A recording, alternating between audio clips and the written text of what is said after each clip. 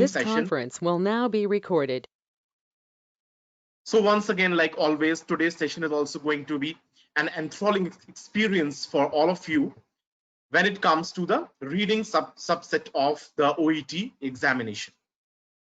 On the last session, we had discussed OET reading part A.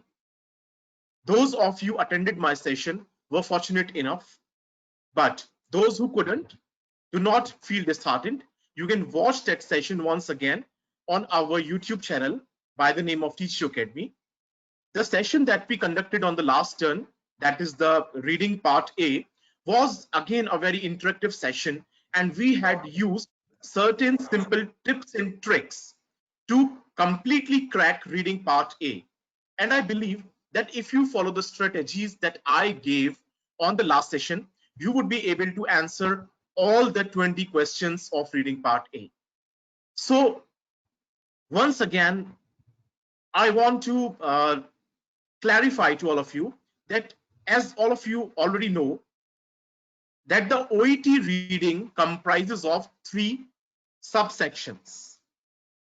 Those are part A, part B, and part C.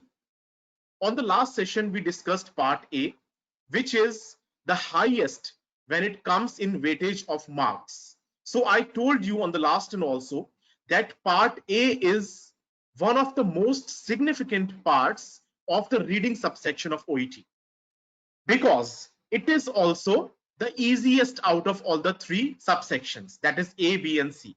So if you are able to achieve around 18 to 20 marks in part A, your reading, you will be confident, and you would be easily able to crack and pass the OET reading subsection. So part A decides whether you would be able to qualify your reading section or not.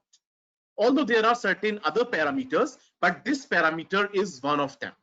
So OET reading part A is very, very crucial and significant, and you must have a knowledge as to how escalate while performing the questions of reading part A, for which I gave you some simple tips and tricks. If you missed them, you can watch them once again at our YouTube channel.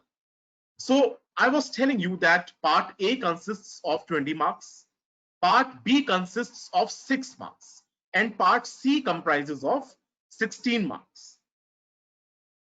So in totality, if we observe and experience, we would be able to see that the most significant part is part A, then part C, and on the least priority, according to marks, not according to your preparation, comes part B. So you have to pay much of your focus to part A, then you have to pay much of your focus once again to part C. But part B is also significant. You would be able to clarify, and you would be able to qualify your part B by some tricks that I will be giving you today. But if there is any question that you seem is tough or is taking much of your time, you leave it, drop it, and come again to another question.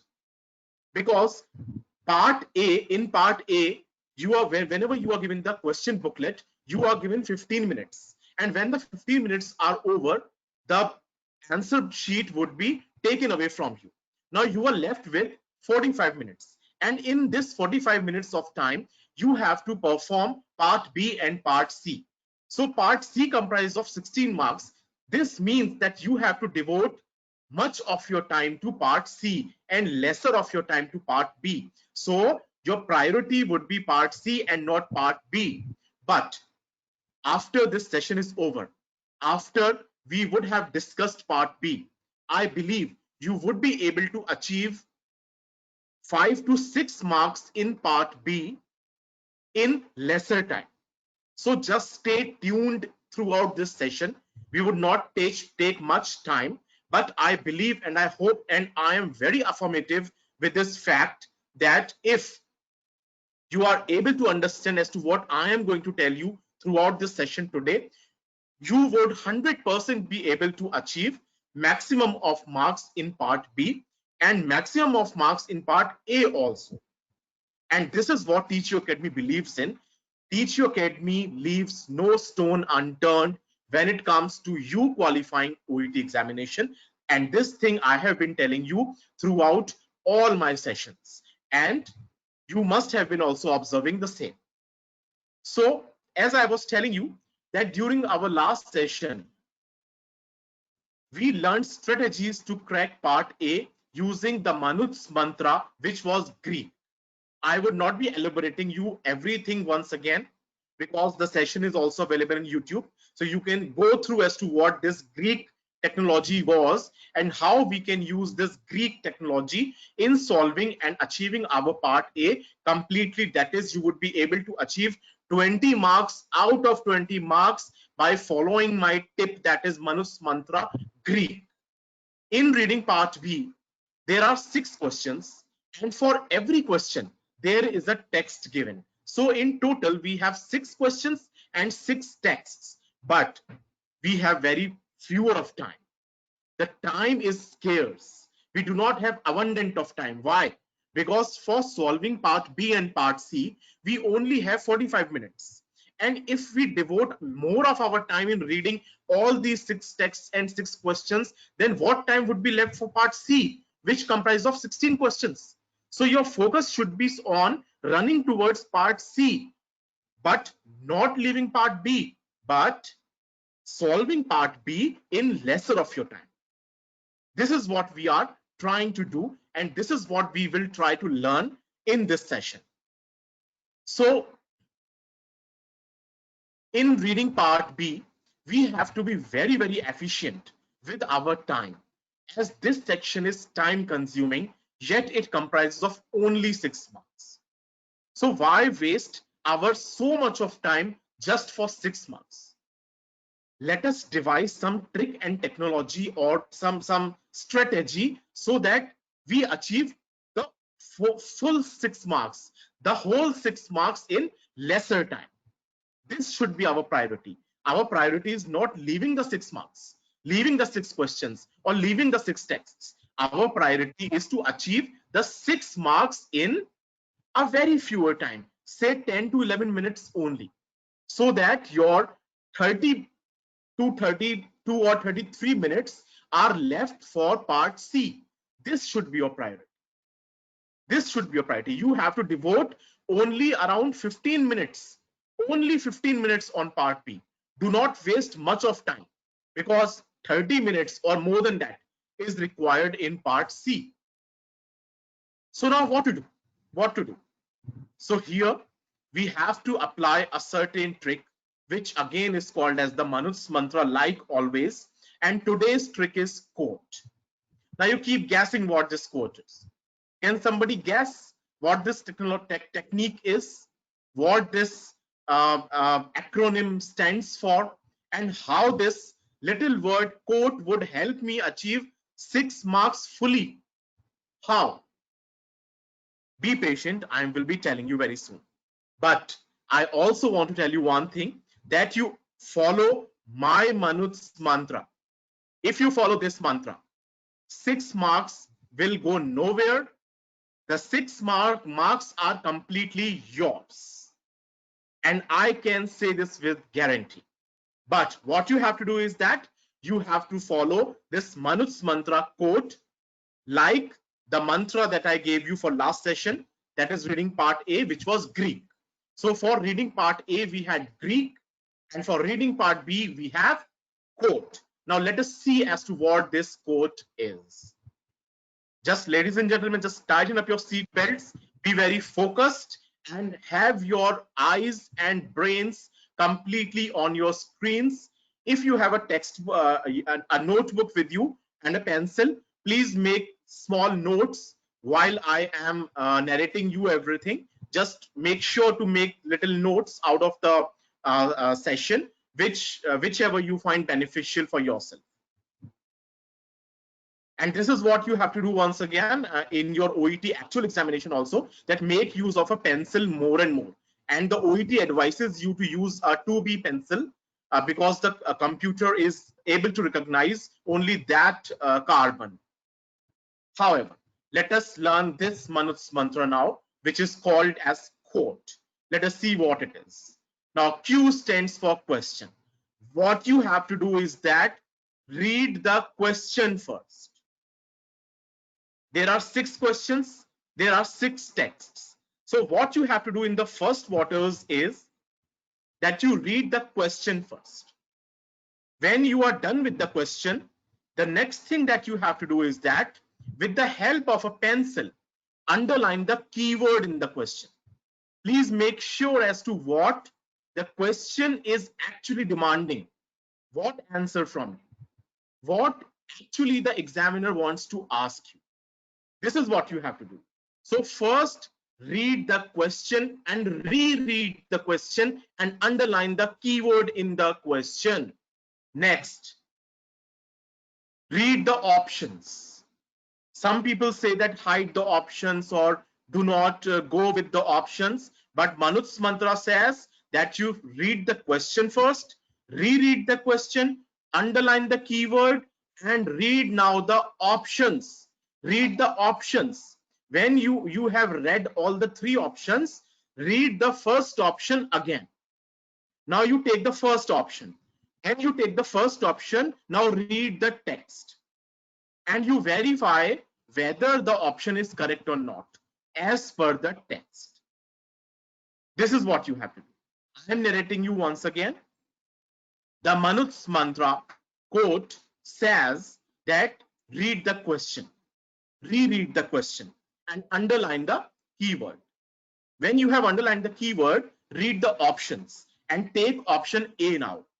Take option A and go to the text. Now you swiftly read the text because you would be reading the text 2 or 3 times. So you have to be very swift while doing it.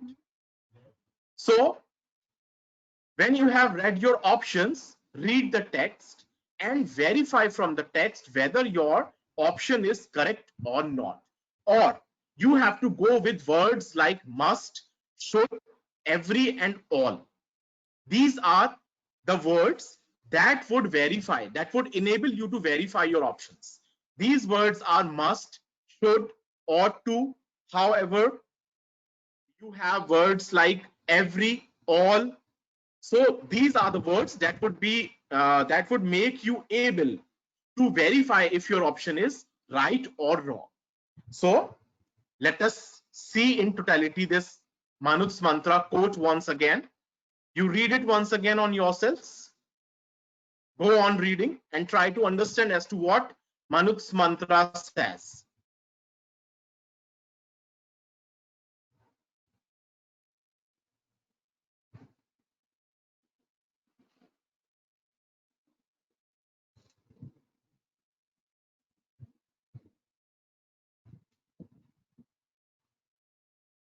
So Manut's mantra says that you read the question, underline the keyword, read the option, read the text, and examine whether your option was correct or not. This is what Manut's mantra says. Quote. Manut's mantra was quote. Let us see. Quote. Manut's mantra for section B, reading part B, was quote. And this quote is: read the question, underline the keyword, make sure as to what the gist of your question is. Now read your options. Go with option A first. Read the text, verify whether your option A is correct or not. Now read option B. So you cancel out. You are actually cancelling out your options, and what you are left with is the right option.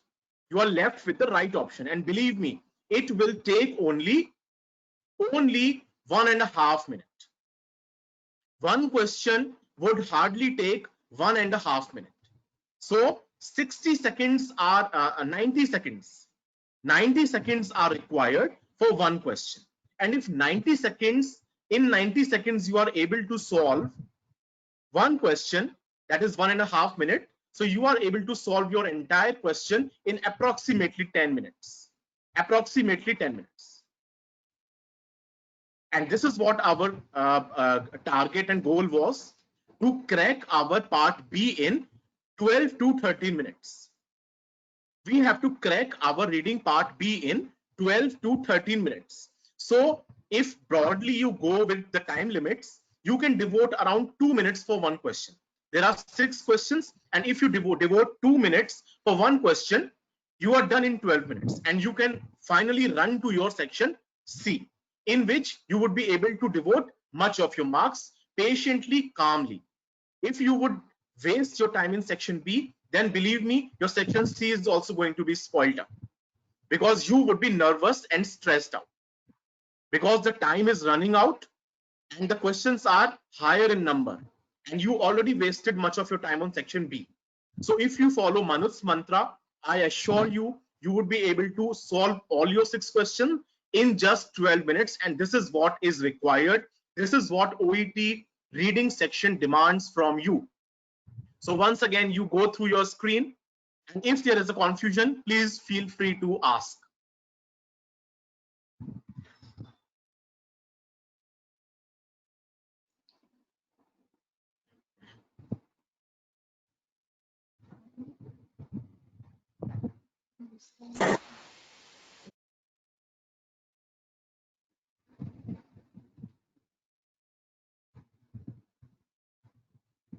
So I'm repeating, read the question, underline the keyword.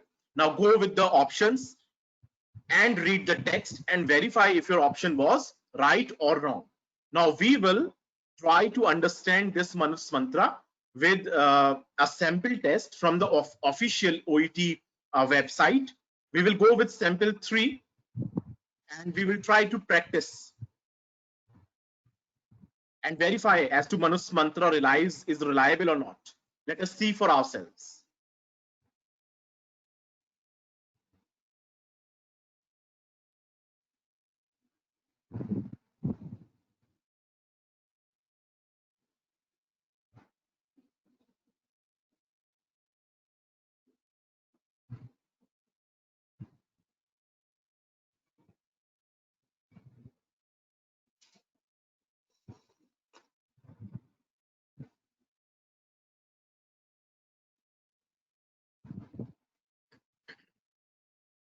Okay, so now, ladies and gentlemen, we are here with part B. This is the question paper, a sample question paper from the official OET website.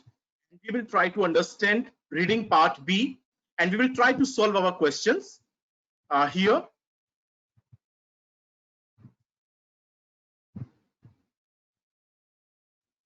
So this is our first question, and what we are going to do is that we will try to follow Manut's mantra here.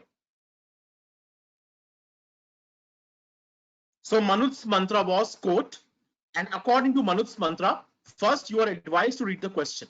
The question is, doctors are advised to break patient confidentiality if. So here the code word is break. The doctors are breaking patients' confidentiality. And now let us come to, now we have read the question. We have underlined the keyword, which was break patient confidentiality. And now we will read our options. So we will broadly just brush up the options with our eyes, and we will go with the first option. The first option is failure to do so would put other people in danger. Now let us verify from the text. The text, go on with the text. The text says that confidentiality is central to trust between doctors and patients. Without assurances about confidentiality, patients may be reluctant to seek medical attention or to give doctors the information they need in order to provide good care. However, faced with a situation in which a patient's refusal to consent to disclosure leaves others exposed to a risk so serious that it outweighs the patient's and the public interest in maintaining confidentiality. So, or if it is not practical or safe to seek the patient's consent, information should be disclosed promptly. Here is the answer. Here is our answer. So option 1 was failure to do so would put other people in danger, and this is what here is, exposed to a risk so serious.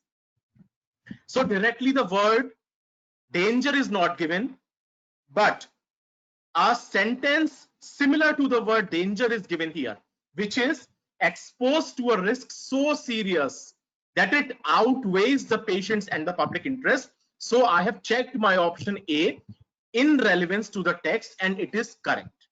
So without wasting much time, I will again read the two options, and I will not read the text again because the next two options are of less significance than the first option. So here my answer is option A. This is what my answer is. The second option is they inform the patient of their intention in advice. Now this is not given here. No information is given. A patient refuses to disclose information relevant to their care. This was given, but this is not a reason to break patient's confidentiality. So the patient's confidentiality would only be broken in cases where somebody else is exposed to danger or a very serious risk. So I found my answer using Manut's mantra. Did you see? The answer was found using Manut's mantra, which is quote. So I read the question, I underlined the keyword, I went with the option, then the text, and I examined whether my option was correct or not. So question 1 is done. Let us come to question 2, and let us follow Manut's mantra here also. Go on reading.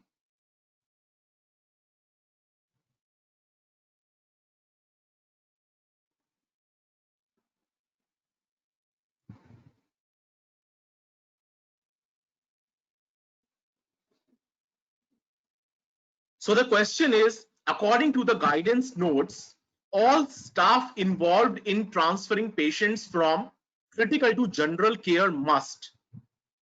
So this was our question, and we will underline our keyword, staff transferring patients. So staff is transferring patients from critical to general care must. Now the word must is given. Here must is the only keyword. Must means must. There should be no should. So let us see our first option. Obtain all necessary consent from any interested parties. So is it a must condition? Let us read the text. Obtain all necessary consent from any interested parties. Now read the text.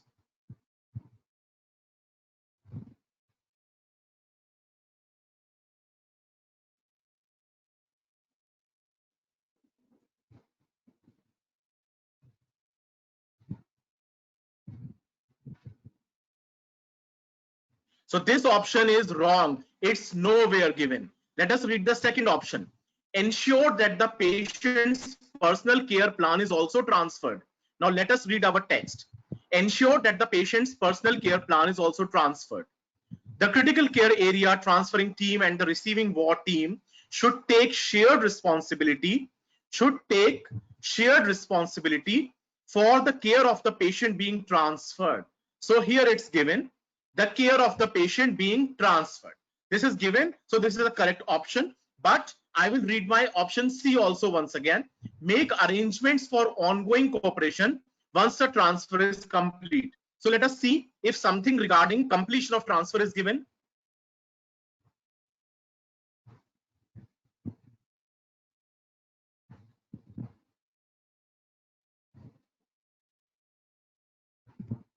No, this is not a must condition anywhere. The C option is not a must condition anywhere, but option B was a yes. Hassan has said that it's should and must. So in the text it is should, and in the question it is must. But whenever we go with, this is what OET is trying to do. They are trying to confuse you. So when we read our option A, this was neither should nor must in the text. Option C was also neither should nor must, but option B was should. So this is the most, the closest option. So we will go with option B. This is what our answer is, and we found literally this option in our text also. So our answer of question 2 is option B, by following Manu's mantra, that is quote. Now let us go with question number 3.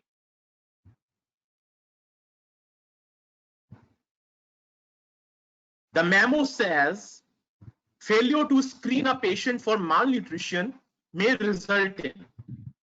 So the keyword is failure to screen a patient for malnutrition may result in. The keyword is result.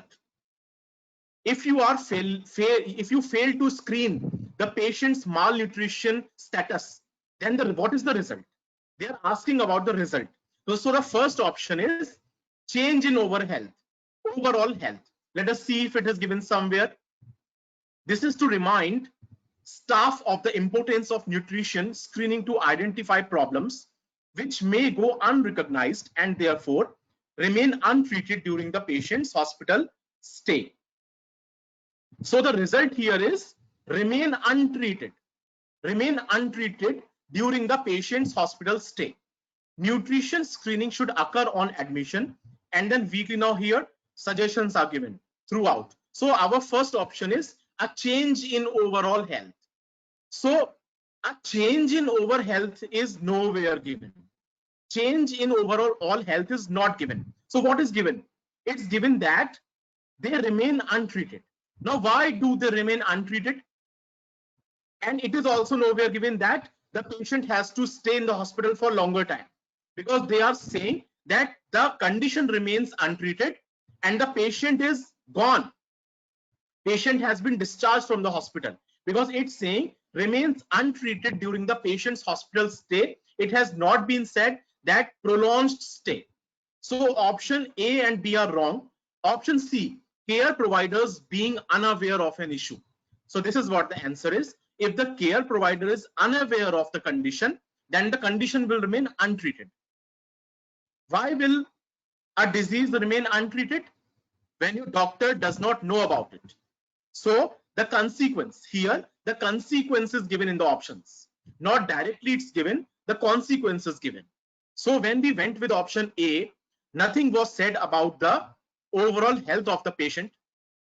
It was not said that the health deteriorates or improves, but it was said that the patient remains untreated during the patient's hospital stay. So why does this happen? It will happen because the doctor or the staff concerned does not recognize the status of malnutrition of the patient. Further, it also says that the patient should be tested according to their weight and height, and this is all useless matter given in this text. The only useful material was given in the second line. Using Manu's mantra, we arrive to the solution. Let us come to question number 4. This policy document states that nurses, now nurses, what should a nurse do? The first option is must sign a paper. So here it is said that a nurse has to sign a paper urgently and must. It is must to sign. Let us see whether something about the signing of a paper is given here. If stock levels of a medicine are low, the nurse should firstly liaise directly with their ward-based team. So the nurse can contact. It's not given that the nurse has to sign a paper. If the ward-based team is unavailable, the nurse should complete an online form. So this is an online form. Paper-based ordering systems are available. However, these should not be relied on. These should not be relied on. So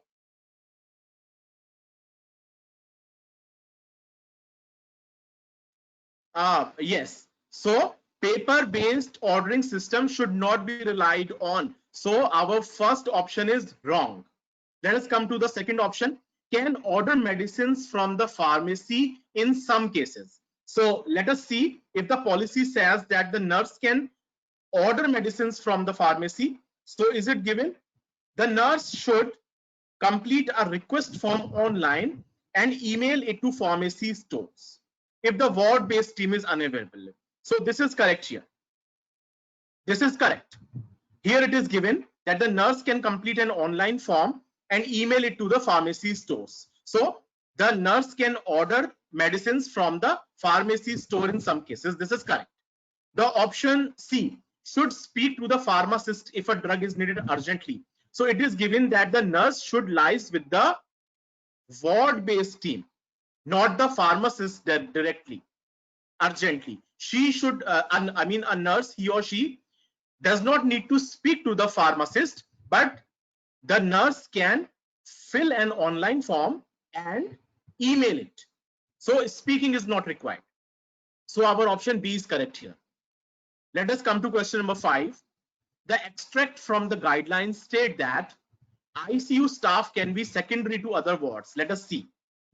Can ICU staff can be secondary to other wards? If something like this is given in the text, ICU need a referral at consultant level.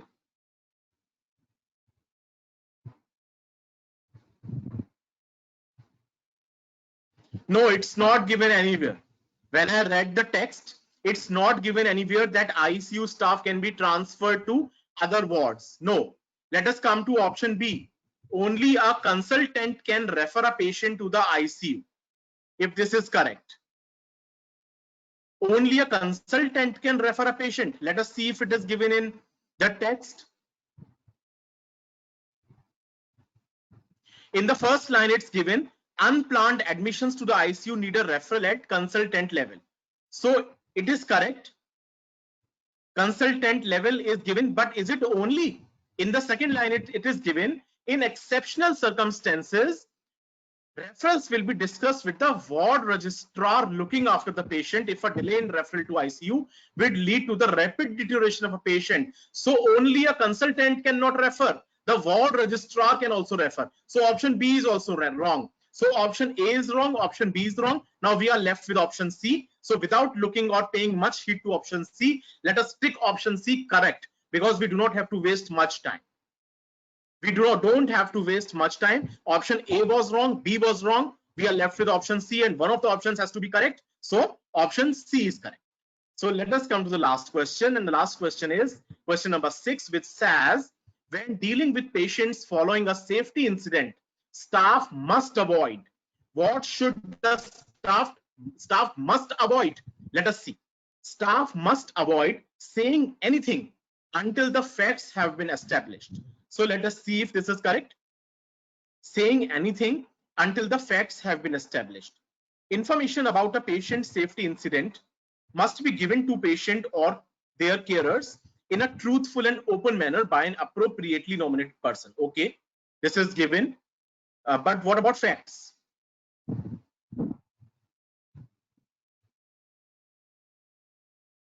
It is given in this line. I'm marking it.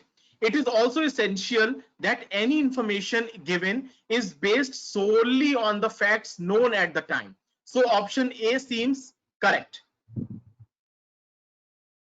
Option A is correct. It is also essential that the information given is based on the facts known. So let us come to question option B also. Is speculating on the possible cause of the incident. So it is given that the staff must avoid.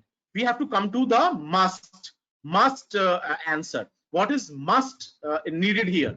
Is speculation. Speculation is that assuming something before it happens. So speculation on the possible causes of the incident. Is it given somewhere?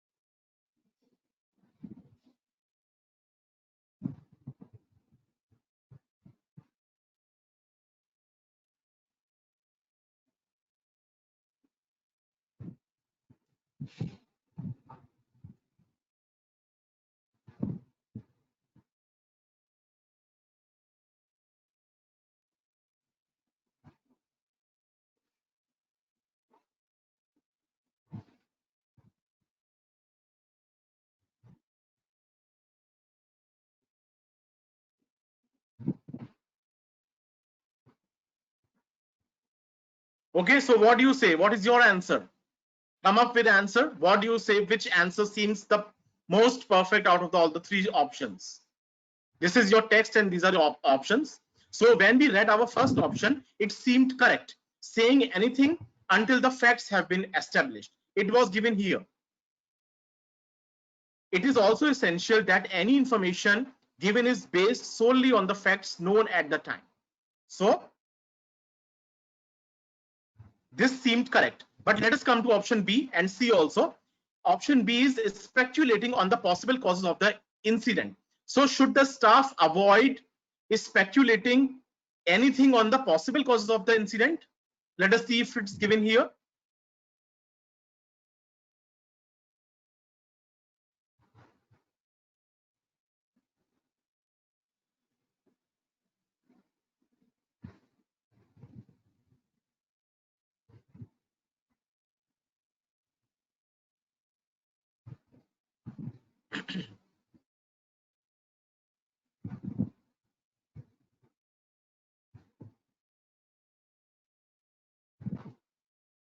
I think in this line here you can see healthcare staff should explain that new information may emerge as an incident investigation is undertaken, and patients or their carers will be kept up to date with the progress of an investigation. So here the staff is avoiding speculating, and they are saying that new information may emerge. They are not giving any information. They are saying that new information may emerge as the investigation progresses, and the patients will be kept up to date with the progress of the investigation. So they are avoiding speculating on the possible causes of the incident. They are saying that we will give you information when the investigation is going on and facts are discovered. So A and B both are correct, but out of A and B, must, when the word must is concerned, I believe that option B is the most appropriate, although answer A is also correct, but the most correct answer that goes is answer B. So what we did today is that we followed Manut's mantra for solving our question. Those of you who couldn't get as to what Manut's mantra was quote, and by using this Manut's mantra quote, today we tried to understand a sample paper from the official OET website, and we are highly thankful to them for providing us such information for practicing. And through this Manut's mantra, you saw how we solve questions by targeting our options. So we read the questions, we underlined the keywords, then we came to the options, then we read the text, and we nullify our options. We examined our options. So this is what Manut's mantra was all about, and this was about our reading section B. In the next session, we will be discussing reading part C, and we believe that again you would be able to understand how to crack reading part B efficiently in lesser of time. So thank you very much for being with us throughout this session. I thank Teacher Academy also very much for inviting all of us for this wonderful session. Rest up to the members of Teacher Academy. Thank you very much.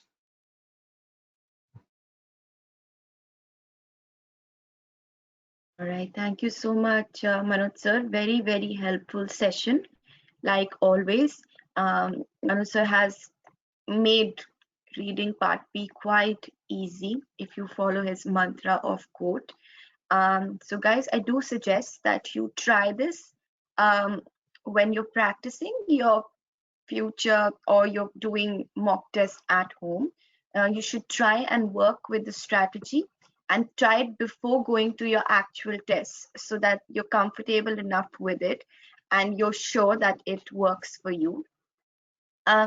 Just to mention, guys, to pass on your reading or to get a score of B or above, you need to have 30 correct answers out of 42. The major chunk of which is about 20 answers, are from your reading part A. So that being said, reading part A is the easier one. Reading part B is slightly more difficult, and reading part C is the most difficult one. But overall, if you score 30 out of 42, you should be able to pass. So if you score like about 20 in reading part A, that should be quite a good head start for you. So that is today's session.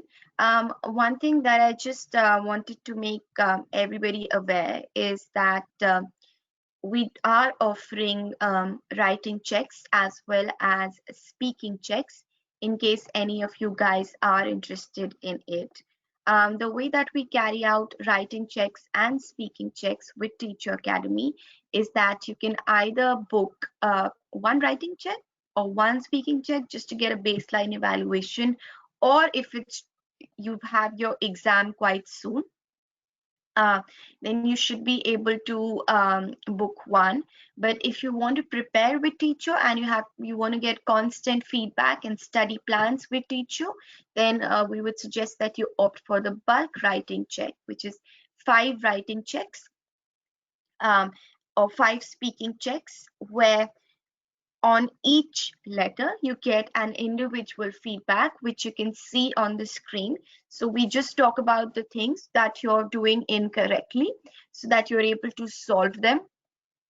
We also give you a detailed breakdown of your score, which is purpose, content, conciseness and clarity, genre and style, organization and layout and language. And this is strictly according to the new OET criteria that you get your feedback. So you're able to point to which exact point in the writing is where you're losing your marks. Okay, if you don't know about these writing criteria, please go to our YouTube channel. We've got detailed videos which highlight how you get good marks on purpose, how you get good marks on content, conciseness, clarity, genre and style, organization and language. So we try to break that down completely.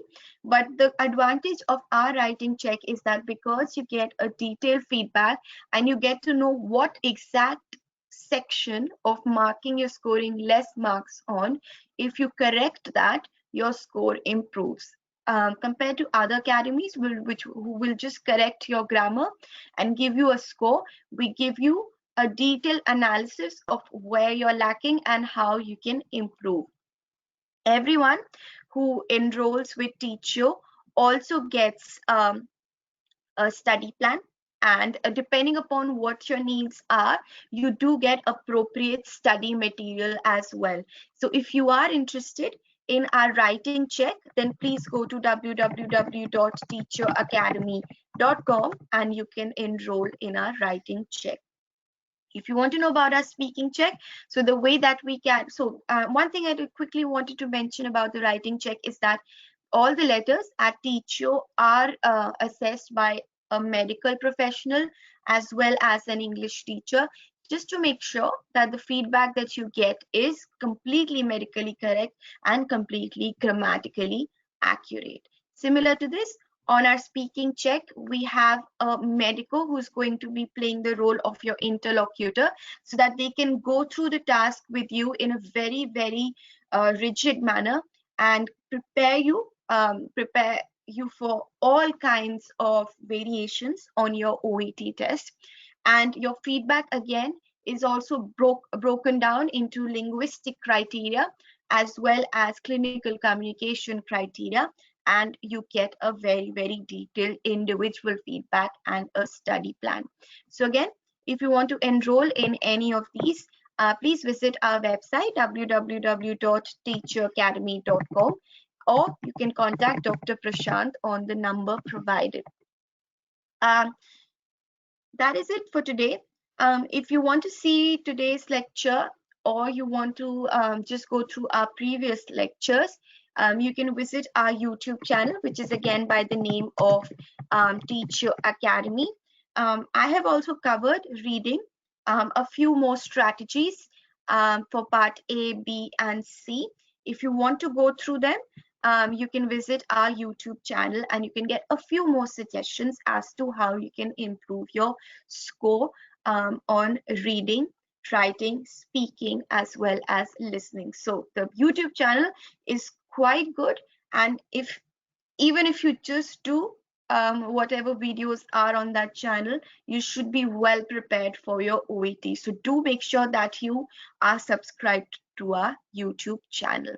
Okay, so that is it for today, guys. The next session will be by me. My name is Dr. Bhavna Sharma. I work as a endocrinology specialist in the UK. The next session is going to be by me, and it'll what we'll do a small poll on our WhatsApp groups as well as our Telegram groups, just to figure out what exactly you guys need before your exam. So make sure that you are a part of our WhatsApp or Telegram groups. You can text Dr. Prashant on the number provided, and then we can do the poll and we can figure out what exactly we're going to do on Thursday. So make sure that you stay tuned and keep practicing, guys, and I hope you keep very, very well and stay safe. Good luck.